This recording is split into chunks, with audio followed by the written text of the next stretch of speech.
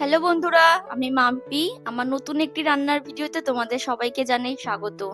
আজ আবার একটা নতুন রান্নার রেসিপি নিয়ে তোমাদের সামনে এসে হাজির হয়েছি। তবে আজ আর কোনো মাছ মাংস নয়, আজ করে দেখাবো কাঁচা কলার খোসা বাটা রেসিপি। আমরা অনেকেই এই খোসা ফেলে দিই, কিন্তু না ফেলে দিয়ে যদি এইরকম ভাবে একটু বেটে নিয়ে রান্না করে নিতে পারো, তাহলে কিন্তু গরম ভাতের সাথে খেতে দুর্দান্ত লাগে। তাহলে চলো আজকের এই রান্নাটা শুরু করে ফেলি। আজকে রান্নার জন্য যে উপকরণগুলো লাগছে চলো সেগুলো আগে তোমাদের দেখিয়ে দিই। দেখো, এখানে আমি কাঁচকলার খোসাগুলো নিয়ে নিয়েছি। কাঁচকলার খোসাগুলোকে প্রথমে ধুয়ে তারপর নুন আর হলুদ দিয়ে সেদ্ধ করে রেখেছি। এদিকে আছে নুন, হলুদ গুঁড়ো, কালো জিরে, কাঁচা লঙ্কা, আর আছে 6-7টার মতো রসুনের কোয়া, আর লাগছে একটা শুকনো লঙ্কা।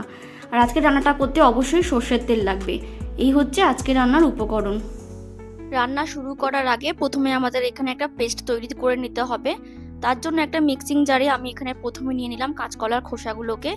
তারপর দিয়ে দেবো স্বাদ অনুযায়ী বা তোমাদের প্রয়োজন অনুযায়ী কাঁচা লঙ্কা, তবে এটা কিন্তু ঝাল ঝাল খেতেই ভালো লাগে। আর দিয়ে দেবো রসুনের কোয়াগুলো। তারপর সামান্য একটু জল দিয়ে এটাকে একটা মিহি পেস্ট তৈরি করে নেব। দেখো, এখানে কাঁচকলার খোসাগুলো আমি ভালো মতো পেস্ট করে নিয়েছি। এবার একটা গ্যাসের মধ্যে কড়াই বসিয়ে দেবো। কড়াইটা ভালো করে গরম করে নিয়ে এখানে দিয়ে দেবো সর্ষের তেল। অবশ্যই কিন্তু এই রান্নায় সর্ষের তেল ব্যবহার করবে। তারপর তেলটা ভালো করে গরম হয়ে গেলে এখানে দিয়ে দেবো 1/2 চামচের মতো কালো জিরে, আর দিয়ে দেবো একটা শুকনো লঙ্কা। তারপর কয়েক সেকেন্ড একটু নেড়ে চেড়ে ফোড়নটাকে একটু ভেজে নেব। ফোড়নটা ভালো করে ভাজা হয়ে গেলে এবার এখানে দিয়ে দেবো কাঁচকলার খোসা যে পেস্টটা তৈরি করে রেখেছিলাম সেটা। আর তারপর মিক্সিং জারের মধ্যে যেহেতু অনেকটা বাটা লেগেছিল, তাই আমি তার মধ্যে একটুখানি জল দিয়ে ভালো করে ধুয়ে সেটাকে এর মধ্যে দিয়ে দেবো। আর তারপর দিয়ে দেবো স্বাদ মতো নুন, আর দিয়ে দেবো 1/2 চামচের মতো হলুদ গুঁড়ো। খোসাগুলো সেদ্ধ করার সময় কিন্তু নুন দিয়ে সেদ্ধ করা হয়েছিল, সেটা মাথায় রেখে কিন্তু এখানে নুনটা অ্যাড করতে হবে। নুন হলুদ দেওয়া হয়ে গেলে এবার ভালো করে কিন্তু এটা মিশিয়ে নিতে হবে। এখানে আমাদের আর কোনো কিছু দিতে হবে না, কিন্তু ঘন ঘন এটাকে বারবার নেড়ে দিতে হবে, তা না হলে কিন্তু তলায় লেগে গিয়ে পুড়ে যাবে।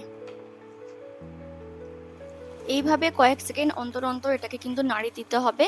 আর দেখে তোমরা বুঝতেই পারছো এটা কিন্তু আস্তে আস্তে এবার ঘন হতে শুরু করেছে।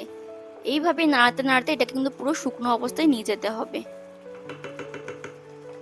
আরো 2-3 মিনিট রান্না করে নেওয়ার পর তোমাদের আমি এবার দেখাচ্ছি। এখানে দেখে বুঝতেই পারছো জলটা কিন্তু প্রায় একেবারেই শুকিয়ে এসেছে, এটা ক্রিমের মতো হয়ে গেছে।